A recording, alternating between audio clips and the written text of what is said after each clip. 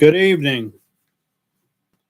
This is Sunday, January the 8th, 2023. Hope everybody has had a good day. This morning at Bethel AME Church in Corsicana, we celebrated Epiphany 2023. And I made a video on that. It's both on Facebook Live and on YouTube. I hope you'll check it out. January the 8th is claimed to be the birthday of an important man in both African American history and Islamic history. The man became known to the world as Noble Drew Ali. 2 years ago today, I did a video about him, and I've found some additional information since then that challenges some of the traditional understandings about him. The claim for his date of birth is January 8th, 1886, that he was born Timothy Drew near Winston-Salem, North Carolina.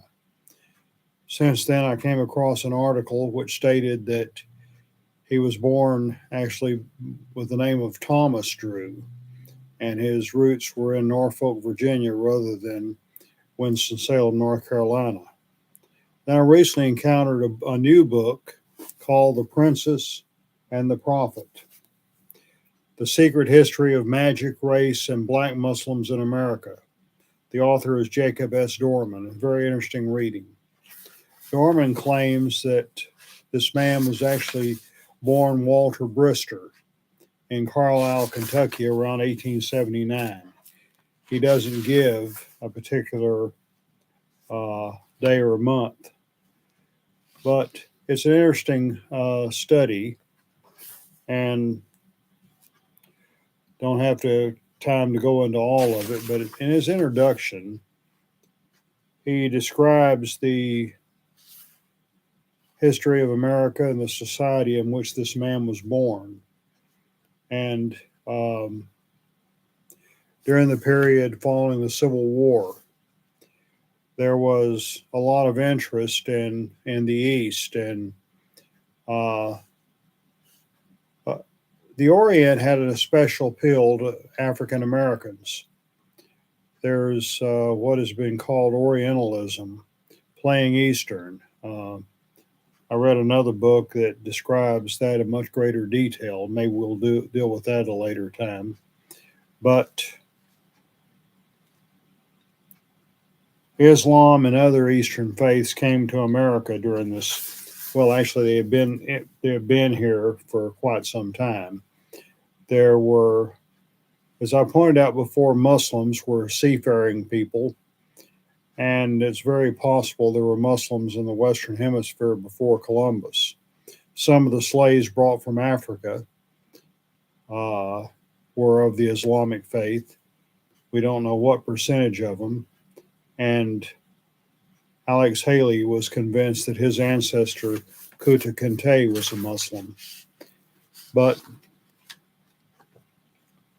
the American Orientalism blurred borders of all kinds and gained much of its subversive power in its defiance of the norms of Jim Crow segregation at home and racist imperialism abroad. And this man, Noble Drew Ali, was founder of the Moorish Science Temple, and Dorman argues that he was a forerunner to many people, from Shirley Temple to Malcolm X. And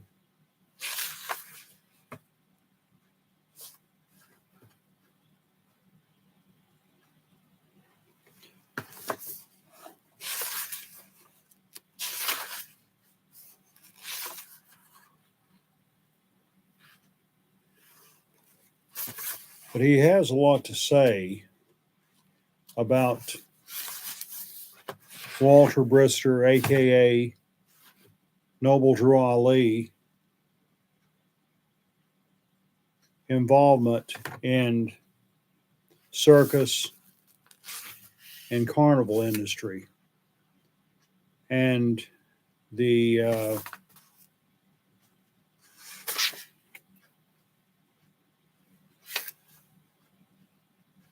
he helped create the singing and dancing child star long before Shirley Temple.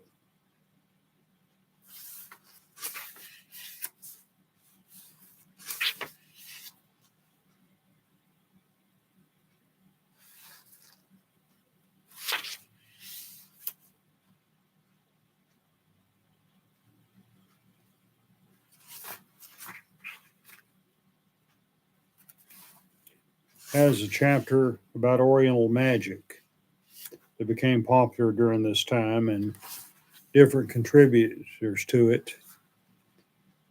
The word Kabbalah, Cabala, is used to refer to synthesis of Hermeticism and Kabbalah, Kabbalah, developed by Pico della Mirandola. This is the time of the Renaissance. He was there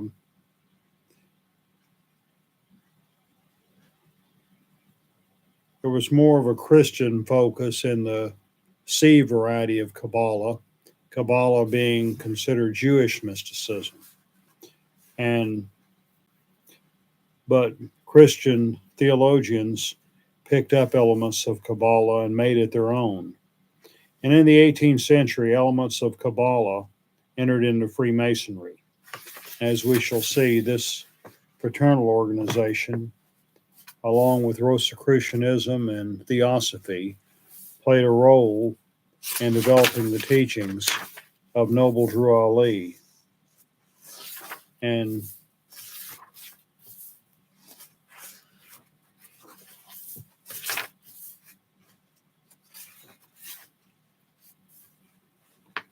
he also has a chapter called Muslim Masons. 1893, as Walter Brister began performing on Broadway, the World's Columbian Exposition was held in Chicago. And there's no evidence he actually attended it. But the many Muslim exhibitions became the Midway's most popular sites. Together, they lent the Midway an Islamic Oriental flavor. This is truly a fascinating event. The World's Columbian Exposition of 1893, the World's Fair that was held in Chicago.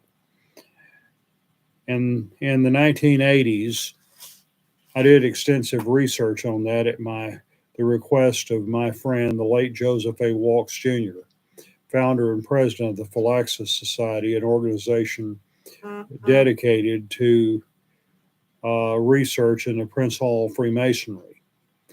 The Shriners, a fun organization of Masons, which is what this represents, were Prince Hall Shriners were founded in 1893 at the World's Fair. And there's a lot of controversy about that. And I did some background research and found that there were people from various countries of the world. It was an international event. And on the Midway, the most popular attraction was a type of movement brought from over by the Arabs known as the belly dance. Sol Bloom was the manager of the Midway. And he talked about how, with all the interest in the belly dance, he had a gold mine. It was introduced to America at the World's Fair. And at Chicago's Midway, Muslim East came west. There were many Freemasons, and many of whom were Shriners, who participated.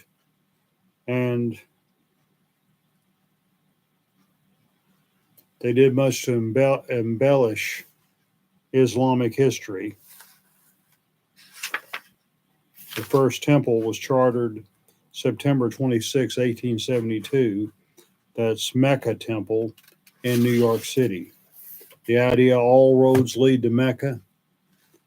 A friend of mine recently made that observation when he said all roads lead to Mecca, but some come through Jerusalem.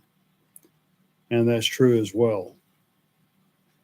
At the beginning of this event, there were almost 23,000 Shriners in America. And we're talking here mainly about white Shriners. The predominantly black Prince Hall Shrine began allegedly at the World's Fair with the initiation of John George Jones and 13 other black Masons by Ali Rofelt Pasha from the Grand Council of Arabia, who was there to visit the fair. And there's a lot of problems with that story. And Jones has an interesting history of its own, not all of which is positive. But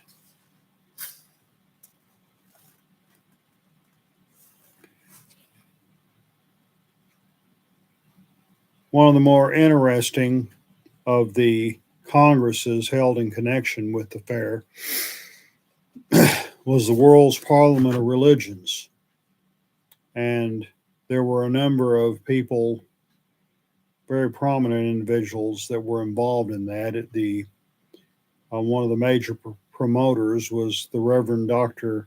John Wesley Barrows, pastor of First Presbyterian Church of Chicago. And the keynote speaker at the opening session, September 11th, 1893, was Swami Vivekananda from India. And he declared all religions are one. It's amazing how the harmony and peace that existed there contrasts so sharply with the violence and intolerance that was found on September 11, 2001. But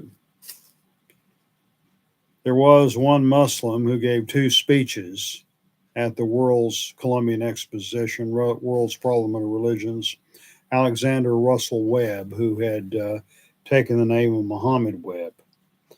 Now, the rites of the nobles of the mystic shrine became an important inspiration for the rise of various black Muslim sects in America. That is certainly well documented. And fraternal orders played a central role in the Harlem society life, second only to the church during the 1920s. And various religions, alternative religions, were influenced by black Freemasonry.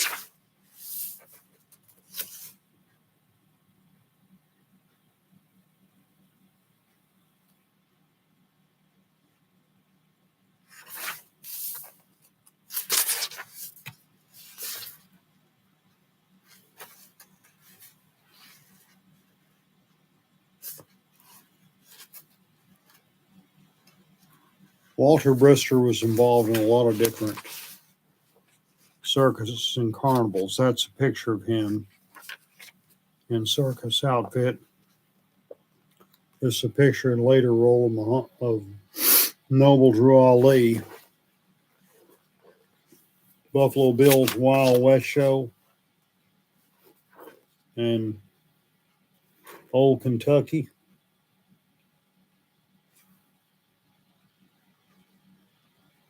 There's a band that was directed by Master Walter Brister.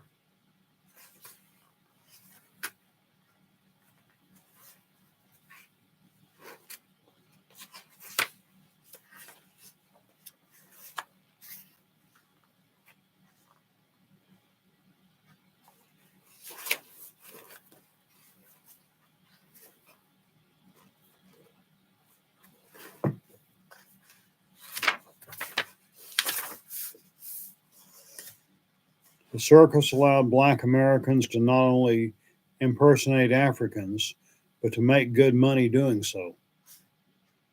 And in the late 19th and early 20th century circuses, Americans were taken on an orientally splendid, a weirdly romantic, spectacular pilgrimage to Mecca,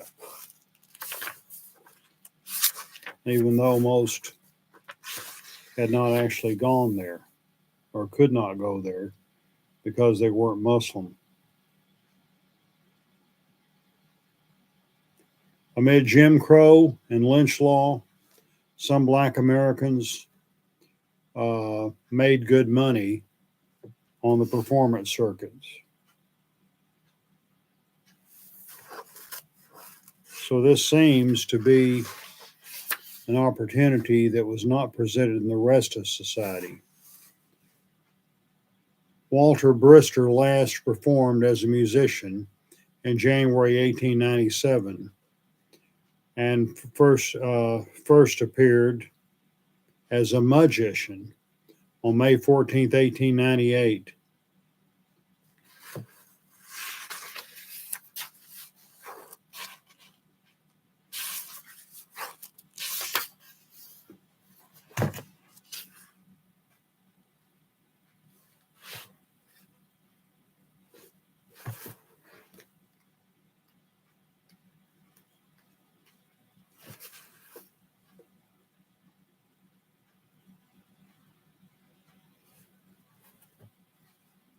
His wife was known as Satanki, or princess,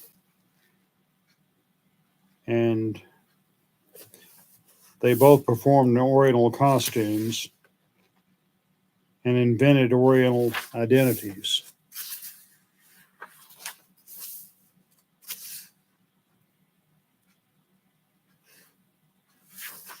They were known at one time as Hindu magicians.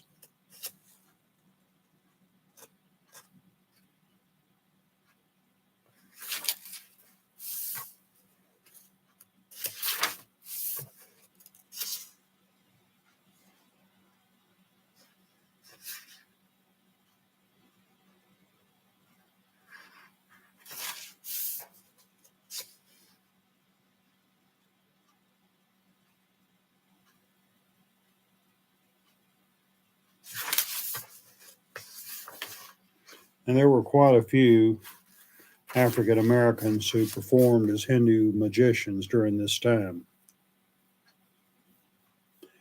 There's a possibility raised that Walter Brister may have faked his own death and assumed a new identity due to problems related to finances or related to females. We don't know all of this. And as far as the name Drew,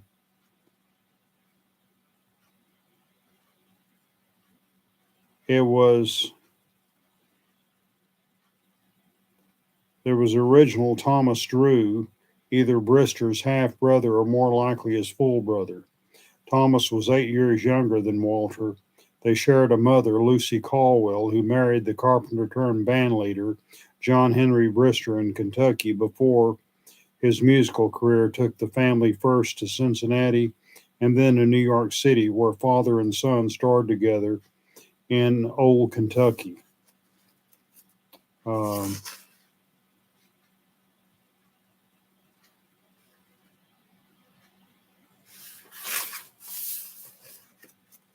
lot of uncertainties as far as the identity of this man.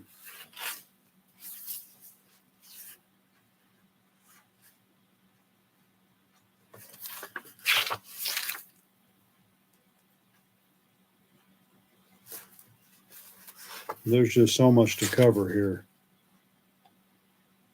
In 1903, Chicago was called the Mecca for black criminals. And yes, criminals infiltrated a lot of these organizations.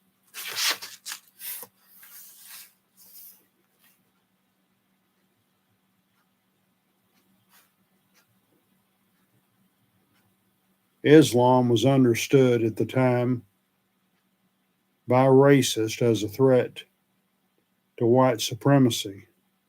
Nevertheless, many of them had no problem playing Muslims and infidels as they wore the red fez of the Shriners.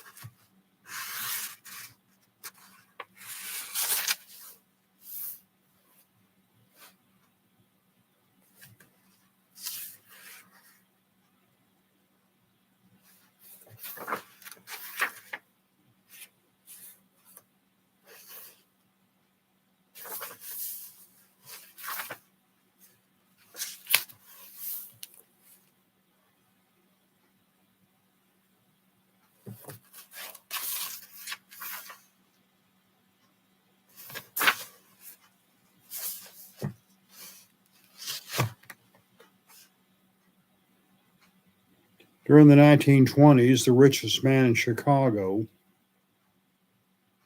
was a Jewish American named Julius Rosenwald, co-founder of Sears, Roebuck and Company.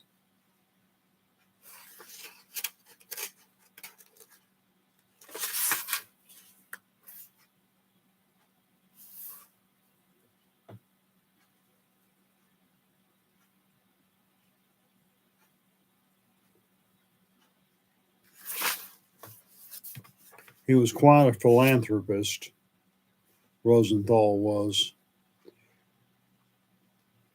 The place in Chicago called Unity Hall was hub for the distribution of money to buy votes for the South Side political machine.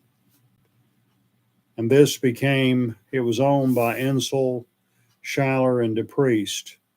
Formerly a Jewish clubhouse, it became Congressman Oscar DePriest's political headquarters. And as they say, you find a lot of hands in the cookie jar. Amy Bishop A.J. Carey became president of the Unity Civic Club. He was a mover and shaker in Chicago during that day.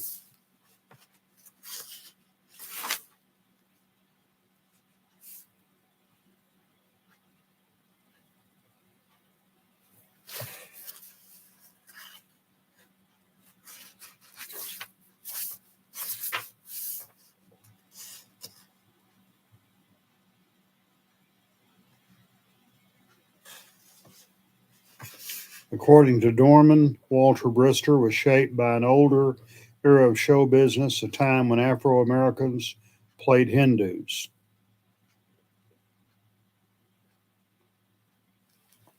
He also makes the claim that Noble Drew Ali learned Islam from a Muslim Shriner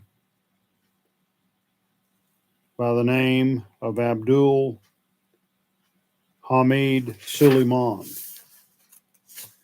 And Noble Drew Ali saw appearances of the star in question in Chicago sky on December 18, 1925 as prophetic, that it predicted the fall of white civilization and the rise of Islam in the West. On one occasion, he visited Marcus Garvey in prison in Atlanta and proclaimed that Garvey was the John the Baptist and he was the new Jesus. He produced a Circle 7 Quran, which has very little similarities to the Holy Quran of Islam. It teaches the divinity of Jesus, which the Holy Quran denies. A triune Allah contains many anachronisms. There's a lot more said about Jesus than there is about Muhammad. In fact, I think Muhammad only appears one time in the entire book. But this took a great deal from two different books. Unto Thee I Grant, which was a theosophical work, and let's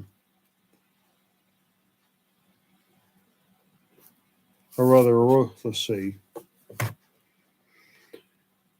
that was a Rosicrucian work, Unto Thee I Grant, and the Aquarian Gospel of Jesus the Christ was a theosophical work.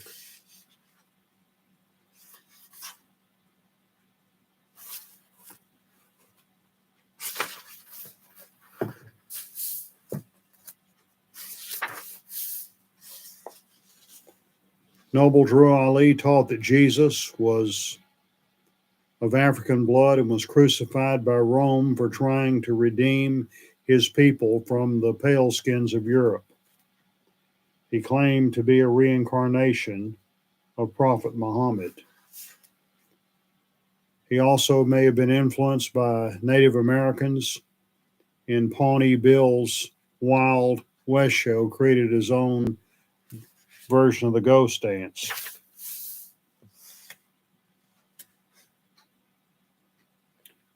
He wasn't received very well by Orthodox Muslims. In fact, a fatwa was issued against him from the Al Azhar University in Cairo. Before it could be carried out, though, he died. He's described as the maestro of this symphony, a cultural virtuoso who altered the faith of thousands, eventually millions of people of Moorish descent in the United States.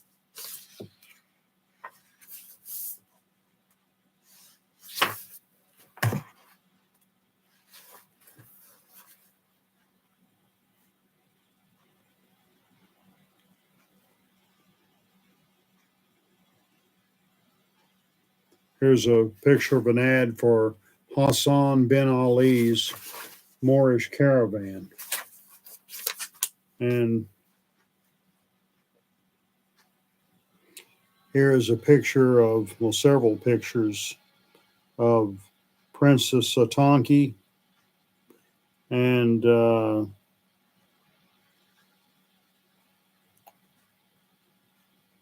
another woman named Maud Allen, who became associated with him in her role as Salome.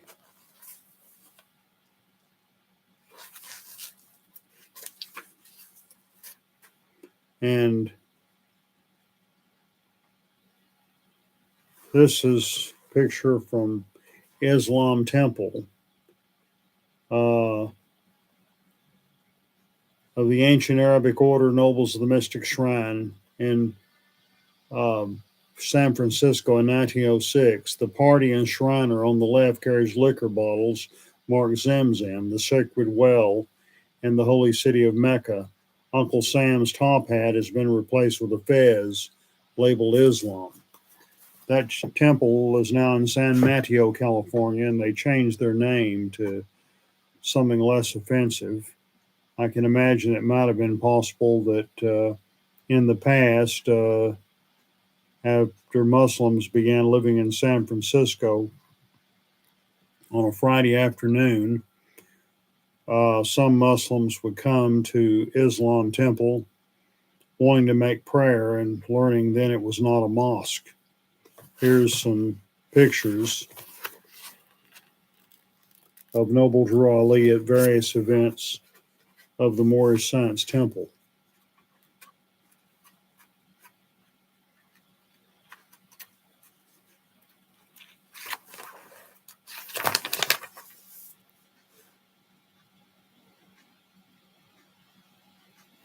And this is the convention held in 1928.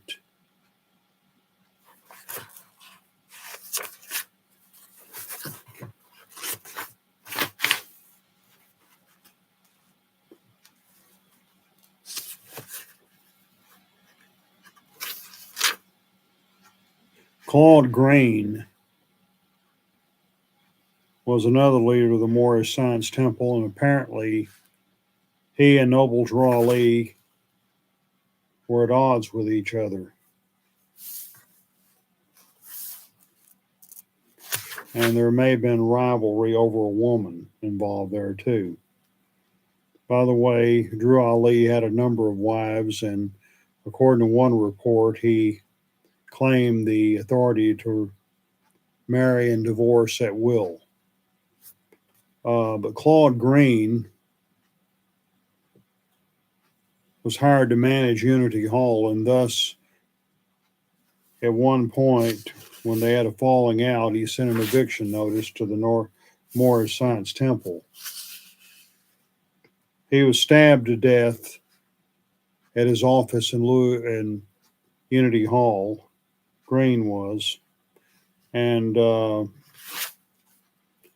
Noble Drew Ali was not in Chicago at the time, but he was arrested upon his return. And there's a lot of controversy on what actually happened to him. But he died shortly after that.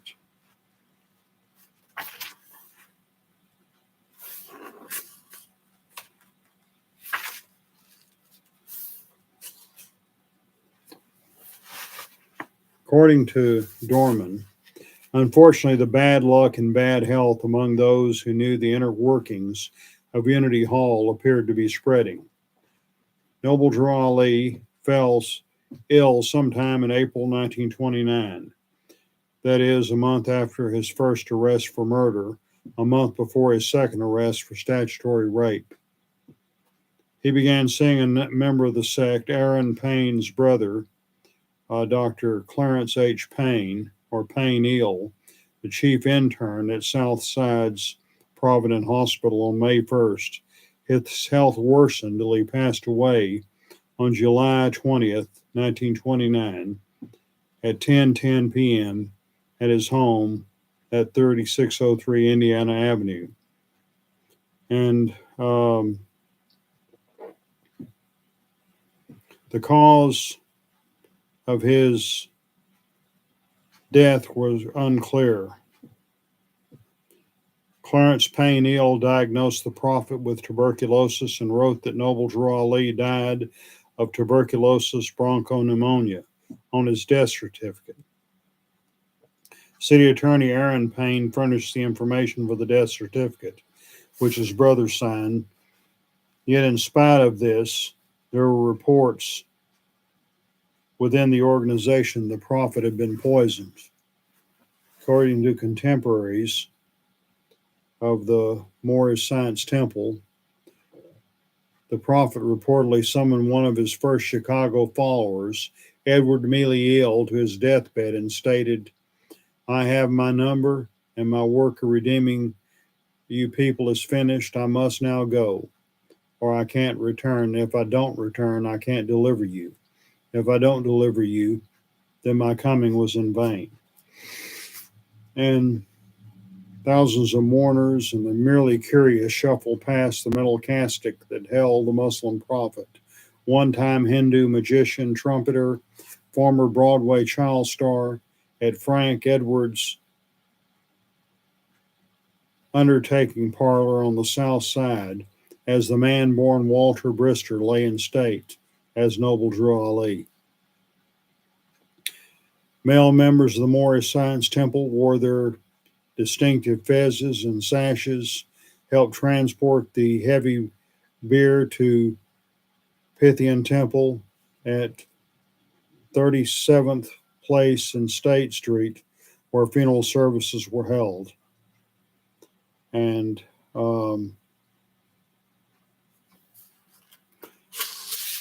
there were some claims of possible receiving the third degree by the Chicago police or beatings by his distant followers. And Brister makes various arguments against the possibility of this. He argues the Moorish Science Temple and Noble Drew Ali was playing a dangerous game by insinuating himself,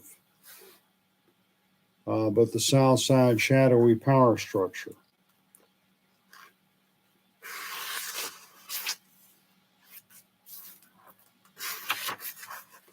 And the order split into factions afterwards. Larger numbers of African Americans converted to Islam not long after Walter Brister was finally committed to the Chicago soil as the revered holy prophet Noble Drew Ali. And it was in 1928 that Elijah Poole joined both the Black Shriners and the Moorish Science Temple of America. Reportedly, he didn't remain a Shriner very long because he felt like all he could be was a dues-paying drone and never hold any real power there. And according to the Nation of Islam's legend, David Ford-Eel claimed the stock market crash of October 29th, 1929, proved that he was the reincarnation of Noble Drew Ali. David Ford-Eel became known as W.D. Farard or W. Farard Muhammad. And many of the first ministers of the Nation of Islam had Bay, B-E-Y, or Eel as part of their name. Those were the two names adopted by all members, one or the other, members of the Moorish Science Temple.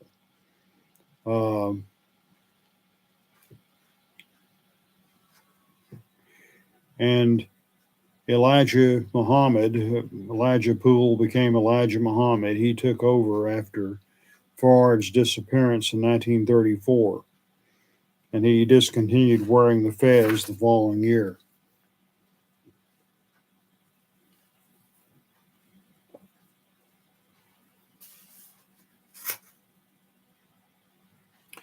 The Nation of Islam remained a small offshoot of the Moorish Science Temple until 1952, when a man named Malcolm Little was released from prison. Malcolm Little, of course, became Malcolm X, and the rest, they say, is history. Ossie Davis called Malcolm X our own shining prince. And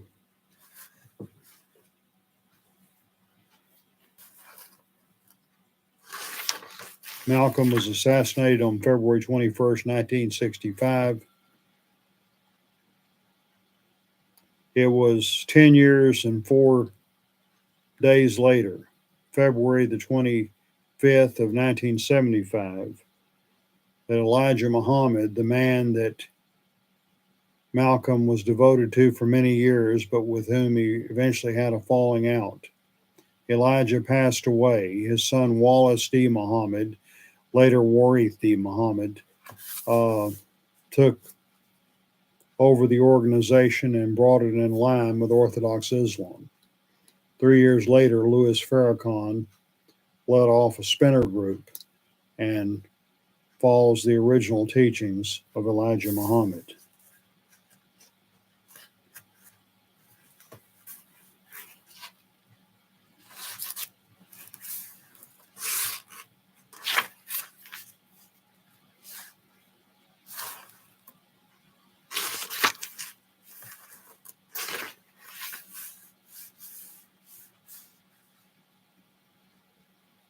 In conclusions, Dorman writes, asks the question, could the symbol of Islam in the Chicago sky on December 18, 1925, indicate a sliver of hope? There was less anti-Muslim bias in the U.S. than now. The story of Noble Drew Ali demonstrates America's long romantic fascination with the Islamic Orient. Qadisiyah Shrine Temple, that's the one that was formerly known as Islam Temple, mean those who heal instead of cold-heartedness. Those are the two different Arabic possible translations for that. They changed their name to Asiya and moved to San Mateo. After 9/11, the Shriners became a target because of the Islamic symbolism. And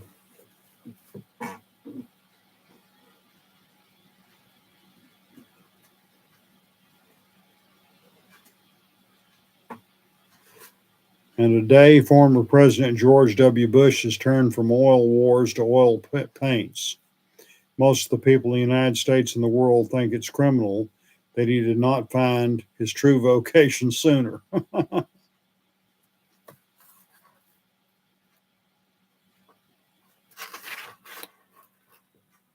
maybe there's a healing message in it all. And so January 8th is believed by some to be the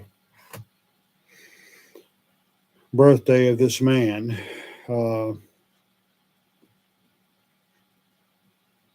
According to some sources, Timothy Drew, to other sources, Thomas Drew, and now, according to a third source, Walter Brister. But he's left his mark as Noble Drew Ali, and various African American Islamic movements owe their origin to the Moorish Science Temple, which was greatly influenced by the Prince Hall Masons and Shriners. And the process goes on and on. Have a wonderful evening.